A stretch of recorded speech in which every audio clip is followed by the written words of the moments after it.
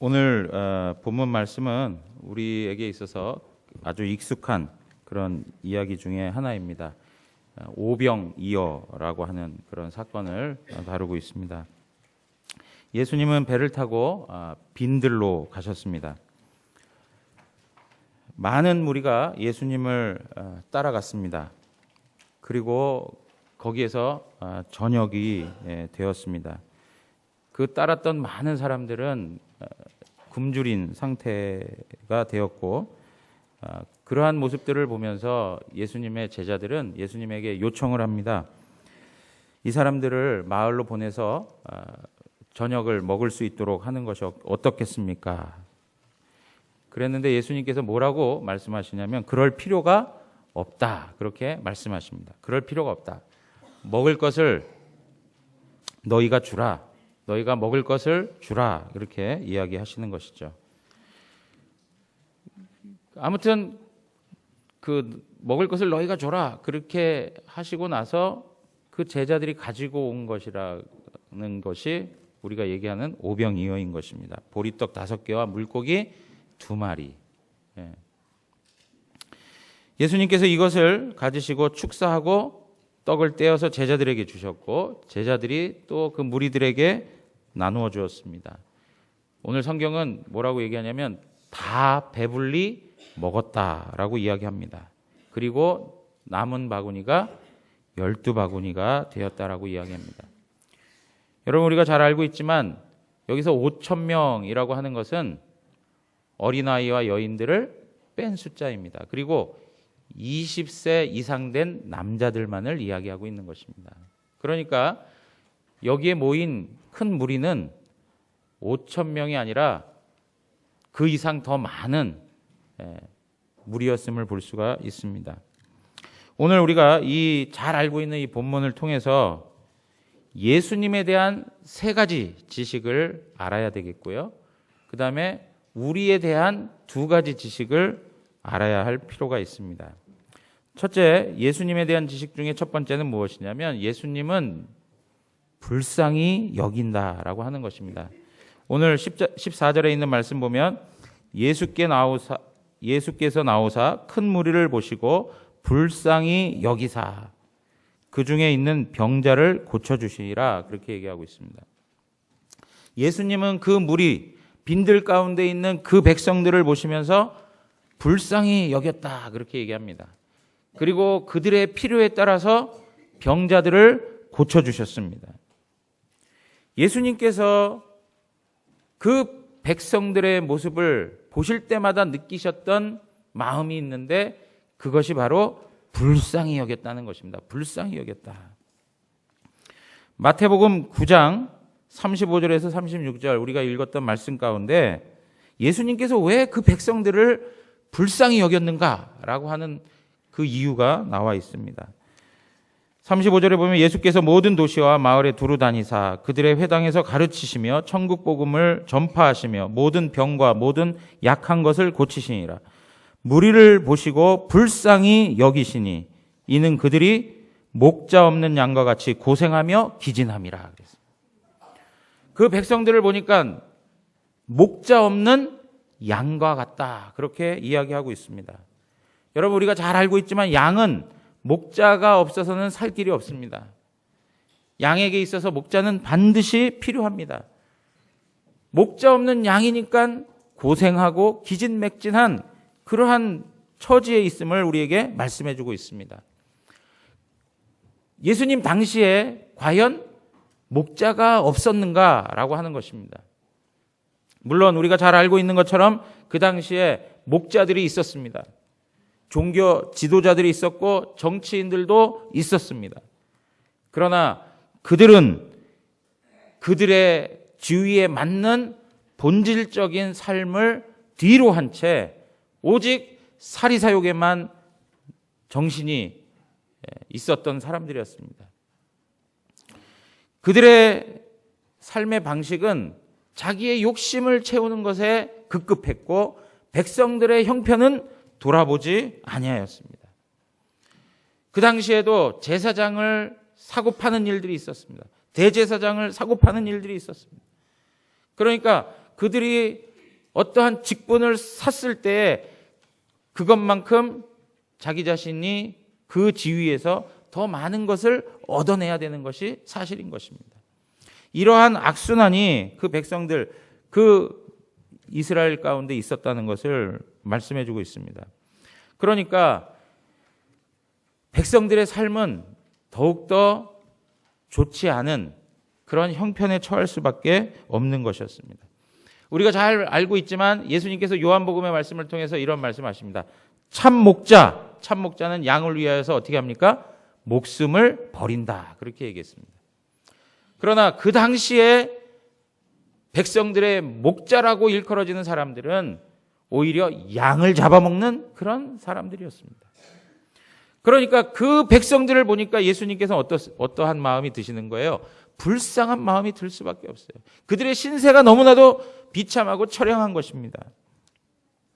방황하는 백성들, 목자가 없어서 방황하는 백성들, 인생의 소망을 잃고 살아가는 그 백성들, 절망과 좌절 속에서 억압과 착취의 삶을 착취당하며 살아가는 그들의 모습을 보면서 예수님의 마음에 안타까운 마음이 있었던 것입니다. 여러분, 이들이 서 있는 자리가 어디입니까? 빈들입니다. 빈들에서는 먹을 것을 찾을 수가 없습니다. 거기에서는 조금도 자기 자신을 보호할 수 있는 그러한 울타리조차 없는 곳입니다. 빈들이라고 하는 이 환경은 이 백성들이 가지고 있었던 마음의 상태, 삶의 상태를 그대로 우리에게 설명해주고 있는 것입니다. 이들은 그 빈들에서 배고픔을 경험하고 있는 것입니다. 굶주린 백성들. 굶주렸음에도 불구하고 예수님을 따라가면 무엇인가 있을 것이다라고 하는 기대감에 따라 나섰던 이 사람들의 모습. 이 모습을 보면서 예수님은 외면할 수가 없는 것이죠. 그래서 그들의 절실한 필요를 들어주십니다. 그들 가운데 환자가 있으면 고쳐주시고, 오늘 우리가 읽었던 말씀처럼 그들 가운데 배고픔이 있으니까 주님께서 먹을 것으로 그들에게 공급해 주셨습니다. 여러분, 오늘 예수님께서 이 백성들의 배고픔을 달래시는데, 배고픔을 해결해 주시는데 어떻게 이 백성들에 대한 마음을 갖고 계시냐면, 그냥 전체를 보면서 불쌍히 여긴 것뿐만 아니라 한 사람 한 사람이 배부를 수 있도록 공급해 주고 있다는 것을 성경은 말해주고 있습니다. 이 말씀과 평행 구절인 마가복음 6장에 가서 보시면 39절에 이런 말씀이 있습니다. 제자들에게 명하사 그 모든 사람으로 떼를 지어 푸른 잔디 위에 앉게 하시니 때로 100명씩 또는 50명씩 앉은지라 그랬습니다. 100명씩 50명씩 앉아요. 그리고 와서 41절에 보면 사람들에게 나누어 주었는데 모든 사람에게 나누어 주었다라고 말씀하고 있습니다. 모든 사람에게 나누어 주었다. 그랬더니 결과가 어땠습니까? 42절에 보니까 다 배불리 먹었다. 그렇게 표현하고 있습니다. 여러분, 큰 무리가 있는데 거기에다가 한 먹을 것을 갖다가 이렇게 내려놓으면서 알아서 드시오 그러면 거기에서도 어떤 현상이 일어나겠습니까? 힘 있는 자, 빠른 자가 그것을 취할 수밖에 없는 것이죠. 연약하고 병든 자, 움직이기 불편한 사람들은 그것조차 먹기가 힘든 것입니다. 그런데 우리 예수님께서 그 백성들을 먹이시는데 한 사람도 소외되지 아니하도록 그 한 사람 한 사람에게 흡족한 배부름이 있도록 그들에게 먹이시는 모습은 예수님께서 그 백성들을 얼마나 불쌍히 여기셨는가를 우리에게 보여주고 있는 것입니다. 사랑하는 성도 여러분, 오늘날도 마찬가지입니다. 많은 청년들이 소망이 없다고 이야기합니다. 삶을 포기했다라고 얘기하는 그런 시대에 살아가고 있습니다. 이번에도 기사에서 보니까 우리 사회에서 열심히 살아가면 사회적 계층의 변화가 일어날 수 있는가라고 하는 질문에 많은 사람들이 부정적인 답을 했습니다. 아무리 노력해도 우리의 삶은 나아지지 않을 것입니다. 흙수저로 태어난 것이 영원히 흙수저일 것입니다 라고 하는 그런 생각 가운데 있는 거예요. 변화가 없다는 것입니다. 꿈을 꿔도 그 꿈이 이루어질 것이라는 생각을 하지 못하는 사회가 되었다는 것입니다. 삶을 살아가면서 얼마나 많은 상처와 아픔과 고통을 당하고 살아갑니까? 사람과의 관계 속에서 많은 상함을 가지고 살아가고 있습니다. 어떤 사람들은 이렇게 이야기합니다. 맨정신으로 살 수가 없어서 하루라도 술을 마시지 않으면 안 되겠습니다. 맨정신으로 살 수가 없는 거예요. 그냥 술 기운에 살아갈 수밖에 없는 그런 삶을 살아간 나머지 결국에는 알코올 중독자가 되는 그러한 현실이 우리 삶에, 우리 주변에 그대로 일어나고 있습니다. 많은 사람들이 방황하고 있고 지쳐 살아가고 있고 우울한 심정을 가지고 살아가는 그러한 현대 시대의 모습입니다. 겉으로는 어른들을 만나도 아이고 그러세요 어머님 아버님 아이고 그러시군요 이렇게 이야기합니다. 나와서는 오셨어요 안녕하세요 웃음을 지어가면서 하지만 속에서는 나 죽겠어요 이렇게 고백하며 살아가고 있어요. 우리의 마음 속에는 썩어지고 문드러지고 고통하는 그 신음이 가득함에도 불구하고 겉으로는 별일 없는 척하며 살아가는 모습들이 우리 안에 있다는 것입니다. 사랑하는 성도 여러분, 오늘 예수님께서 그 옛날 빈들에서 배고프고 질병 들고 정말 고달팠던 그 인생들을 먹이셨던 것처럼 오늘 우리들에게도 동일한 마음을 가지시고 우리를 측은히 여기시고 불쌍히 여기시고 하나님의 긍휼을 베풀어 주시는 분임을 믿어야 할 것입니다. 오늘도 지친 마음의 모습들이 있습니까? 상함받은 것 때문에 고통하고 있습니까? 우리 주님께서 그 마음을 불쌍히 여겨 주시는 것입니다. 이것을 바라보셔야 돼요. 우리 예수님은 불쌍히 여기신다. 나를 불쌍히 여기신다. 여러분, 내가 하나님 앞에 불쌍히 여김을 받는다는 것은 복된 일입니다. 예? 아, 목사님 왜 불쌍히 여겨줘야 돼요? 우리가 왜 우리가 불쌍히 여김 받아야 되죠? 좋은 신세에 있어야지 왜 불쌍해야 되죠? 하나님 앞에 불쌍히 여김을 받는 것만큼 은혜가 없습니다. 예. 우리 주님께서 각 사람의 심령들을 불쌍히 여겨주시고 그 마음 깊은 곳에 있는 상처를 치료해 주실 줄 믿습니다. 두 번째는 예수님은 전능하십니다. 예수님은 전능하십니다. 오늘 16절 17절에 보니까 예수께서 이르시되 갈 것 없다 너희가 먹을 것을 주라. 제자들이 이르되 여기 우리에게 있는 것은 떡 5개와 물고기 2마리뿐이니이다. 이렇게 얘기합니다. 여러분, 제자들이 예수님에게 그러죠. 마을로 가서 저녁을 사 먹게 하십시오 라고 얘기하니까 예수님께서 하신 말씀이 뭐라고요? 갈 것 없다. 딱 잘라 이야기하세요. 그래? 한번 좀 생각해보자. 한번 좀 상황을 좀 볼까? 이런 생각을 하지 아니하시고 이런 태도를 취하지 아니하시고 어떻게 하세요? 단호하게 얘기하세요. 갈 것 없다 하시면서 뭐라고 얘기합니까? 너희가 먹을 것을 주라. 그렇게 얘기합니다. 너희가 먹을 것을 주라. 여러분 보십시오. 예수님이 제자들의 형편을 몰라서 이런 말씀을 하셨을까요? 왜 예수님께서 제자들의 형편을 뻔히 알고 있는 그러한 상황 속에서 예수님이 제자들에게 너희가 먹을 것을 주라 그렇게 말씀하셨을까요? 예수님이 없다면 제자들도 없다는 걸 분명히 알고 계신데 예수님께서는 제자들에게 너희가 먹을 것을 주라 이렇게 말씀하시는 것입니다. 그것은 제자들로 하여금 자기 자신들이 가지고 있는 그것이 전혀 없다는 것을 확인시켜 주는 것입니다. 지금의 문제를 해결하기 위한 해결 방법이 그들 안에는 전혀 없다는 것을 확인시키기 위해서 예수님께서는 그 제자들에게 말씀하는 것입니다. 요한복음 6장에 가서 보시면 이 본문하고 같은 본문의 내용이 나타나고 있습니다. 오병이어는 사복음서 전체에 다 나오는 말씀입니다. 그런데 요한복음 6장에 가서 보시면 예수님께서 빌립에게 말합니다. 우리가 어디서 떡을 사서 이 사람들을 먹이겠느냐 하시니 6절에 보니까 이렇게 말씀하시면 친히 어떻게 하실지를 아시고 빌립을 어떻게 해요?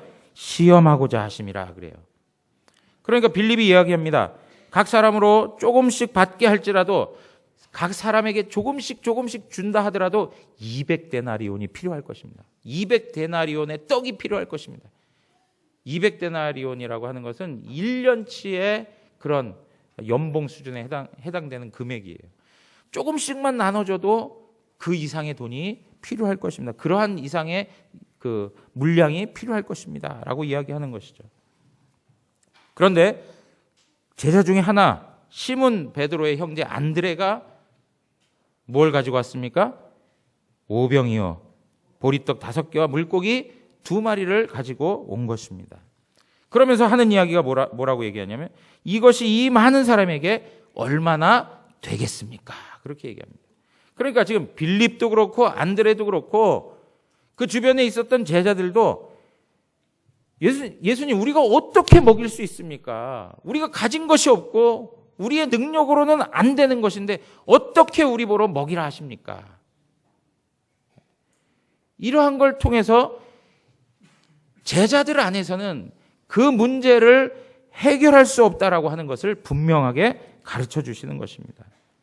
사랑하는 성도 여러분, 이러한 제자들의 한계를 보게 하시고 예수님께서는 기적을 베풀어 주시는 것입니다. 그들의 배고픔과 굶주림을 해결할 수 없는 그러한 상황에서 오직 예수님만이 전능하시고 예수님만이 기적을 베풀어 주실 수 있다는 것을 말씀해 주고 있는 것입니다. 사랑하는 성도 여러분, 오늘 예수님께서 이 제자들에게 너희가 먹을 것을 주라 하신 것은 오직 나만이 그 백성들을 먹일 수 있다는 것을 말씀하시는 것입니다. 사랑하는 성도 여러분, 우리의 현실은 불가능한 것들로 가득 채워져 있습니다. 우리의 조건, 우리의 환경을 보십시오. 우리 인생에 답을 낼 수 있는 것들이 별로 없습니다. 암담합니다. 갈 곳이 보이지 않습니다. 그러나 하늘 하나님께서 역사하시면 그 문제에 대하여 답을 허락해 주실 줄 믿습니다. 여러분, 우리가 비전에 대한 이야기들을 계속 하고 있습니다. 우리 교회적 현실을 보면 할 수가 없습니다. 우리가 가진 현실은 마치 오병이어와 같은 현실입니다. 오병이어 같은 것밖에 없습니다. 그런데 그 오병이어를 예수님께서 축사하시면 거기에 놀라운 기적의 역사가 일어나는 것입니다. 5,000명 그 이상의 사람들을 먹이는 하나님의 전능하심이 나타나는 것입니다. 여러분, 오늘 우리는 우리의 힘으로 하나님 나라의 일을 하는 것이 아니라 하나님의 전능하심을 세상 앞에 드러내기만 하면 되는 것입니다. 오늘 우리의 마음 가운데 현실적인 문제를 집착하기보다는 우리의 위에 계셔서 역사하시는 하나님을 바라보는 믿음으로 나아가기를 원합니다. 세 번째는 예수님만이 참된 양식이라는 것입니다. 예수님만이 참된 양식이다. 여러분, 요한복음 6장을 가서 한번 살펴보시기 바랍니다. 요한복음 6장입니다.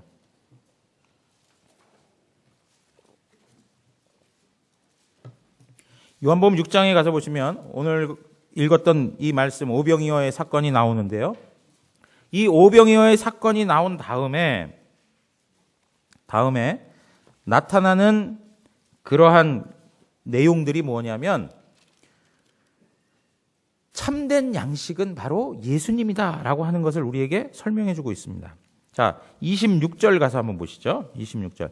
예수께서 대답하여 이르시되 내가 진실로 너희에게 이르노니 너희가 나를 찾는 것은 표적을 본 까닭이 아니요 떡을 먹고 배부른 까닭이로다.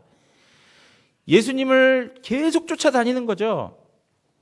그러니까 예수님이 하시는 말씀이 너희가 나를 따라다니고 찾는 것은 그 오병이어의 역사 가운데 담긴 의미를 알고 나를 쫓아오는 게 아니라 먹고 배부른 육적인 배부름 때문에 나를 쫓아오는 것이다. 그렇게 얘기하는 거예요. 그 사건을 통해 나타나는 하나님의 뜻하심과 의미가 무엇인가를 알고 그 예수님을 쫓아오는 게 아니라 그냥 먹고 배부르니까 예수님 따라다니면 내 배고픔을 해결할 수 있으니까 육적인 문제를 해결하기 위해서 나를 따라오는 것이다. 그렇게 얘기하는 거예요. 그러면서 27절 보십시오. 썩을 양식을 위하여 일하지 말고 영생하도록 있는 양식을 위하여 하라. 이 양식은 인자가 너희에게 주리니 인자는 아버지 하나님께서 인치신 자니라. 그렇게 얘기해요. 이 양식, 썩지 아니할 양식, 그 양식을 구하라. 그렇게 얘기합니다. 그러면서 32절로 한번 가서 보세요. 32절로 예수께서 이르시되 내가 진실로 진실로 너희에게 이르노니 모세가 너희에게 하늘로부터 떡을 준 것이 아니라 내 아버지께서 너희에게 하늘로부터 참떡을 주시나니. 하나님 아버지가 하늘로부터 참떡을 주신다 그래요. 그러면서 33절 하나님의 떡은 하늘에서 내려 세상에 생명을 주는 것이라. 하늘로부터 오는 떡, 하나님이 주시는 그 떡, 그것은 어떤 떡이라고요? 세상에 생명을 주는 떡이다. 그렇게 얘기합니다. 생명을 주는 떡. 한순간 배부름을 채우는 떡이 아니라 영적인 배고픔, 영적인 굶주림을 해결할 수 있는 생명의 떡이 된다라고 말하고 있는 것입니다. 그러면서 35절 다 같이 한번 읽겠습니다. 예수께서 이르시되 나는 생명의 떡이니 내게 오는 자는 결코 줄이지 아니할 터이요 나를 믿는 자는 영원히 목마르지 아니하리라. 아멘. 예수님께서 뭐라고 합니까? 나는 뭐라고요? 생명의 떡이다. 그렇게 얘기합니다. 생명의 떡이다. 내게 오는 자는 결코 줄이지 아니할 것이다. 요한복음 6장 47절에서부터 또 그 내용들을 쭉 설명해 가십니다. 47절 보시면 진실로 진실로 너에게 이르노니 믿는 자는 영생을 가졌나니 내가 곧 생명의 떡이라. 너희 조상들은 광야에서 만나를 먹었어도 죽었다는 거예요. 너희 조상들이 먹었던 그 만나, 그것은 영원한 생명을 줄 수 없다라고 하는 것입니다. 50절 이는 하늘에서 내려오는 떡이니 사람으로 하여금 먹고 죽지 아니하게 하는 것이니라. 생명의 떡은 어디에서 내려온다고요? 하늘에서 내려온다는 거예요. 생명의 떡이 될 수 있는 것은 하늘에서 내려온 것이어야 한다라고 얘기합니다. 이 생명의 떡은 사람으로 하여금 영생하게 하는 떡이다. 그렇게 말씀하고 있는 거예요. 영생하게 하는 떡이다. 그래서 51절 다 같이 또 읽겠습니다. 나는 하늘에서 내려온 살아있는 떡이니 사람이 이 떡을 먹으면 영생하리라. 내가 줄 떡은 곧 세상의 생명을 위한 내 살이니라 하시니라. 하늘에서 내려온 살아있는 떡이니 사람이 이 떡을 먹으면 어떻게 한다고요? 영생한다. 영생한다. 53절 보시면요. 예수께서 이르시되 내가 진실로 진실로 너희에게 이르노니 인자의 살을 먹지 아니하고 인자의 피를 마시지 아니하면 너희 속에 생명이 없느니라. 내 살을 먹고 내 피를 마시는 자는 영생을 가졌고. 여러분 여기에 내 살을 먹고 내 피를 마신다는 게 무엇입니까? 예수 그리스도의 십자가의 죽으심이죠. 예수 그리스도께서 우리를 위하여 찢기신 그 사건을 말하는 것이죠. 예수 그리스도께서 십자가에서 흘리신 그 보혈을 말하는 것이죠. 그것을 믿는 자, 그것을 먹고 마시는 자는 어떻다고요? 영생을 가졌다. 영생을 가졌다. 그런데 단지 이 땅을 살아가는 데만 그것이 필요한 것이 아니라 마지막 날에 내가 그를 다시 살리리니 그렇게 말씀하고 있습니다. 55절 다 같이 한번 읽겠습니다. 55절 내 살은 참된 양식이요 내 피는 참된 음료로다. 사랑하는 성도 여러분, 영생을 누리기를 원하십니까? 영생 얻기를 원하십니까? 하늘로부터 내려온 참 양식이신 예수 그리스도를 믿으십시오. 예수 그리스도를 믿으시면 영생이 우리에게 있습니다. 오직 하늘로부터 온 것만이 참된 양식이 될 수 있습니다. 부처님, 공자님, 마호멧, 여러 현인들의 가르침들, 우리 인생에 있어서 좋은 지혜를 줄 수 있습니다. 그러나 그것들은 하늘로부터 온 것이 아닙니다. 오직 하늘로부터 온 것은 하나님의 아들 되신 예수 그리스도밖에는 없습니다. 그분만이 우리의 참된 양식이요 참된 음료가 되는 것입니다. 영생하기를 원하는 자들은 그 예수 그리스도를 먹고 마셔야 하는 것입니다. 사랑하는 성도 여러분, 예수님께서는 바로 이 오병이어의 사건을 두고 우리에게 말씀하고자 하는 내용이 무엇이냐면 바로 참된 양식이 누구라고요? 예수 그리스도라는 것입니다. 예수 그리스도. 그렇다면 우리가 가져야 할 세 가지 지식이 있습니다. 예수님에 대한 세 가지 지식이 있다면 우리에 대한 세 가지 지식이 있습니다. 첫째, 우리는 예수님의 식구입니다. 예수님의 식구. 예수님의 식구라고 하는 말은 예수님의 양식, 그 참된 양식을 매일 받아 먹을 수 있는 식탁에 초대된 자라는 것입니다. 여러분, 우리는 매일매일 예수님께서 베푸시는 그 식탁에 참여할 수 있는 자들입니다. 매일의 삶에서 예수 그리스도를 양식으로 삼고 음료로 삼고 살아가는 자들입니다. 예수님께서 자기 자신이 죽으심으로 우리를 살려내셔서 하나님의 자녀가 되게 하여 주셨습니다.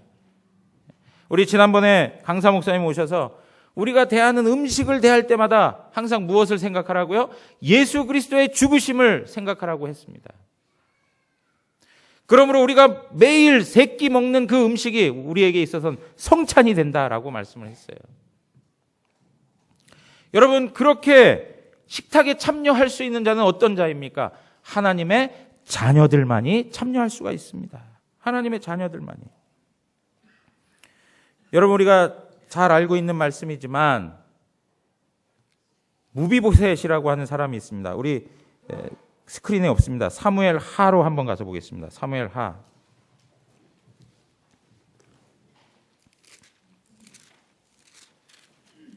사무엘 하 4장입니다.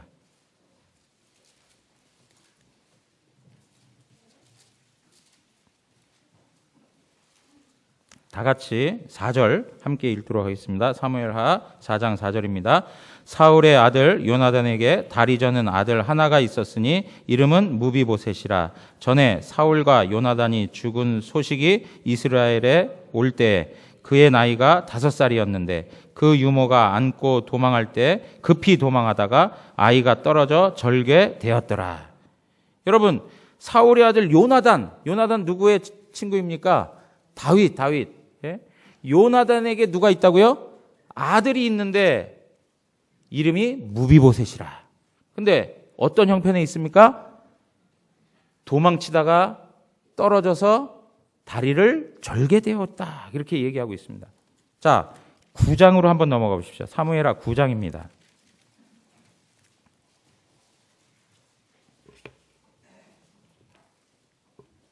9장 6절입니다.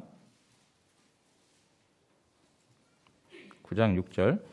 사울의 손자 요나단의 아들 무비보셋이 다윗에게 나와 그 앞에 엎드려 절하매 다윗이 이르되 무비보셋이여 하니 그가 이르기를 보소서 당신의 종이니이다. 당신이 그에게 이르되 무서워하지 말라. 다윗이 그에게 이르되 무서워하지 말라. 내가 반드시 내 아버지 요나단으로 말미암아 내게 은총을 베풀리라. 내가 내 할아버지 사울의 모든 밭을 다 내게 도로 주겠고 또 너는 항상 내 상에서 떡을 먹을지니라 하니. 그렇게. 예. 여러분 보십시오. 지금 다윗이 어떻게 보면 정권이 바뀌어가지고요. 사울의 손자라고 하면 반역자가 될 수 있는 거예요. 그냥 죽여버려도 상관이 없어요. 그런데 자신의 친구 요나단과 맺었던 약속이 있기 때문에 그 무비보셋에게 은혜를 베풉니다. 정권이 바뀌고 나서 무비보셋은 다윗이 자기를 죽일까 해서 숨어지댔던 사람이에요. 빛을 보지 못하고 살았던 사람이에요. 절름말이 인생을 살아가면서 자신의 신세를 한탄해야만 하는 그러한 처지에 있었던 아주 불쌍한 사람이었어요. 그런데 다윗이 그를 찾아내는 거예요. 여러분 한번 무비보셋의 입장으로 한번 생각해 보세요. 다윗이 자기를 찾아내서 오라고 했을 때 어떤 생각이 들겠어요? 야, 나는 이제 죽었구나라고 하는 생각을 할 수 있는 것이죠. 그런데 어떻게 합니까?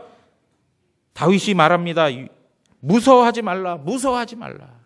그의 마음을 안정시켜 줍니다. 그러면서 하는 말이 사울의 모든 밭을 다 내게 도로 주겠고 너는 항상 내 식탁에서 떡을 먹으라. 그렇게 얘기합니다. 왕의 식탁에 앉을 수 있는 놀라운 복을 얻었습니다. 이것이 바로 무비보셋이 얻은 은총이었습니다. 그랬더니 한번 8절 한번 보세요. 8절 다 같이 한번 읽겠습니다.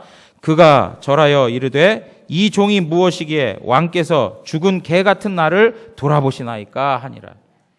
무비보셋이 자기를 두고 뭐라고 얘기합니까? 죽은 개 같은 존재라고 이야기합니다. 자기 자신을 너무 잘 알고 있습니다. 그러한 존재를 다윗이 품어내어 그를 왕의 식탁에 앉히는 것입니다. 사랑하는 성도 여러분, 이 무비보셋의 삶을 보면 우리와 너무나도 동일한 것이죠. 죄인으로서 자격이 없습니다. 하나님의 심판을 당할 수밖에 없습니다. 하나님의 진노를 당할 수밖에 없습니다. 그런데 자격 없는 우리를, 불쌍한 우리를 하나님께서 구원하여 주셔서 참된 양식을 먹을 수 있는 식탁에, 왕의 식탁에 우리를 참여해 주셨습니다. 하나님 나라의 자녀가 되게 하셨다는 것이에요. 우리가 이 사실을 알고 살아야 된다는 것입니다. 그런데 여러분 보십시오. 우리가 죄와 사망에서 구원받았다는 것만이 아니라 또 하나 우리가 깨닫고 살아야 되는 게 있는데 그게 무엇이냐면 요한복음 6장 57절 가서 보시면 살아계신 아버지께서 나를 보내심에 내가 아버지로 말미암아 사는 것 같이 나를 먹는 그 사람도 나로 말미암아 살리라 그렇게 얘기했습니다. 여러분 예수님께서 이 땅을 살아가실 때 누구로 말미암아 살아간다고요? 아버지로 말미암아 살아간다라고 이야기하고 있어요. 아버지로 말미암아 살아간다. 그와 같이 나를 먹는 그 사람, 참된 양식인, 참된 음료인 예수 그리스도를 믿고 예수 그리스도를 먹고 마시며 살아가는 그 사람도 나로 말미암아 살리라 그렇게 얘기하고 있습니다. 사랑하는 성도 여러분, 예수님께서 십자가에 죽으신 것은 우리를 죄와 사망에서 건져내시는 것뿐만 아니라 우리로 하여금 하나님 자녀로서 영광스러움을 누리고 하나님께서 주신 복을 누리고 하나님께서 허락한 존귀와 아름답고 고귀한 삶을 살아가도록 하는 데에도 능력이 되는 것입니다. 우리가 성도로서 살아가는 데 있어서 신자로서 이 세상을 감당하며 거룩한 삶을 살아가는 데 있어서도 하나님의 참된 양식이 우리의 힘이 되는 것이고 우리의 삶의 원동력이 된다는 것입니다. 사랑하는 성도 여러분, 무비보셋은 그 어두운 가운데 살았지만 이제는 왕의 식탁에 앉아서 그 존귀함을 드러내며 고귀하고 복되고 영광스러운 모습으로 살아가는 것입니다. 우리가 하나님 앞에서 식탁에 앉았다라고 하는 그 이야기는 단지 그분의 양식만을 먹는 존재가 아니라 이 땅을 살아가면서 왕의 권세를 가지고 사는 존귀하고 고귀하고 거룩하고 영광스러운 존재라는 것을 우리는 기억해야 할 것입니다. 예수님 믿는 게 가난하지 않다는 거예요. 예수님 믿는 게 불쌍하고 허접하고 가련한 그런 모습으로 살아가는 것이 아니라는 거예요. 우리의 모습은 그럴지 몰라도 하나님이 우리와 함께 하시고 우리를 하나님의 자녀로 삼아주신 이상 우리는 영광스러움을 가지고 살아간다는 것입니다. 두 번째 우리가 기억해야 할 것은 뭐냐면 우리는 세상에서 참 양식의 공급자가 돼야 된다는 것입니다. 여러분 오늘 말씀을 보면 예수님이 그 무리를 보시면서 그들에게 직접 기적을 베푸신 것이 아닙니다. 예수님께서는 제자들을 참여시켰습니다. 제자들에게 떡을 떼어 주셨습니다. 그리고 제자들에게 그 무리들을 섬길 수 있도록 그들을 동참시켰다는 것입니다. 오늘 예수님께서 너희가 먹을 것을 주라라고 하신 그 말씀, 그들에게는 아무것도 없었습니다. 그러나 그들이 참된 양식을 맛보고 참된 양식을 소유한 이상 그들을 통해서 그 떡이 떼어지는 역사, 나뉘어지는 역사를 그 제자들이 경험했다는 것입니다. 여러분, 예수님께서 어떤 기적적인 방법으로 그 오병이어를 가지고 각 사람 입에 그냥 다 하나씩 들어가게 한다든가, 아니면 뭐 어디서 날라와 가지고 그 앞에 놓여지게 한다든가, 그렇게 하실 수도 있지 않겠어요? 무슨 방법이든 다 동원할 수 있지 않겠습니까? 그런데 예수님께서 요번에 하신 방식은 어떤 것이냐? 하늘을 우러러 축사하시고 떡을 떼어 제자들에게 주셨다는 거예요. 제자들에게 주심에 제자들이 무리에게 주었다는 거예요. 이 이야기는 참된 양식을 우리에게 맡겨주셨고, 그 참된 양식을 빈들에 있는 불쌍한 영혼들을 향하여 나눠주라고 하는 분부의 말씀인 것입니다. 사랑하는 성도 여러분, 예수님께서 오늘도 우리에게 말씀하십니다. 너희가 먹을 것을 주라. 너희가 먹을 것을 주라. 이렇게 말씀하시는 거예요. 우리는 참된 양식을 맛본 자들입니다. 우리는 하나님의 구원이 무엇인지를 알고 사는 자들입니다. 우리는 예수님의 제자들처럼 예수님이 떼어서 주신 것을 가지고 삶의 현장에 가서 그 빈들에서 궁핍하고 공고하고 지친 영혼을 향하여 나눠주는 일을 해야 될 사람들인 것입니다. 하나님께서 우리를 그러한 공급자로 세워주셨다는 것입니다. 더 쉽게 이야기하면 우리는 딜리버리맨이에요. 딜리버리맨. 배달의 민족. 배달의 민족.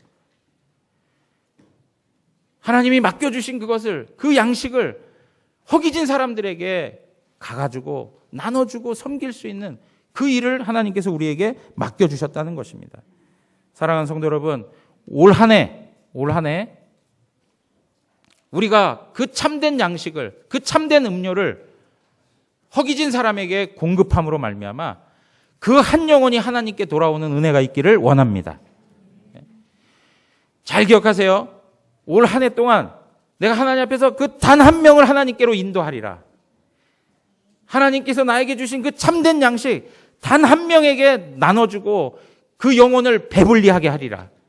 그런 마음 갖고 하나님 앞에 기도하고 너희가 먹을 것을 주라 하시는 그 말씀 앞에 순종하는 은혜가 있기를 원합니다. 우리가 이 일을 할 때 기억해야 될 것은 무엇이냐면 마태복음 28장 18절에서 20절입니다. 우리 다 같이 한 목소리로 읽겠습니다. 예수께서 나와 말씀하여 이르시되 하늘과 땅의 모든 권세를 내게 주셨으니, 거기까지요. 예수님께서 아무것도 주지 아니하시고 너희가 줘라 하신 거 아닙니다. 예수님께서 오병이어를 떼어서 참된 양식을 우리에게 주셨습니다. 우리로 하여금 그 하나님 나라의 양식을 맛볼 수 있도록 왕의 식탁에 앉게 해 주셨습니다. 우리로 하여금 하나님 나라의 자녀가 되는 권세를 주셨습니다. 우리에게 그 권세를 주시고 가라 이렇게 말씀하시는 것입니다. 19절부터 읽겠습니다. 그러므로 너희는 가서 모든 민족을 제자로 삼아 아버지와 아들과 성령의 이름으로 세례를 베풀고 내가 너희에게 분부한 모든 것을 가르쳐 지키게 하라. 볼지어다 내가 세상 끝날까지 너희와 항상 함께 있으리라 하시니라. 여러분, 우리는 굶주린 사람에게 가야 합니다. 빈들에 처하여 어려움을 당하고 있는 그 궁핍한 영혼들을 향하여 가야 됩니다. 오늘 그 주님의 음성을 들으시고 예수님의 권세가 내게 있음을 기억하면서 담대히 나아가 주 예수의 복음을 전하는 우리 영안교회 성도님 되시기를 주님의 이름으로 축원합니다. 우리 다 같이 일어나겠습니다.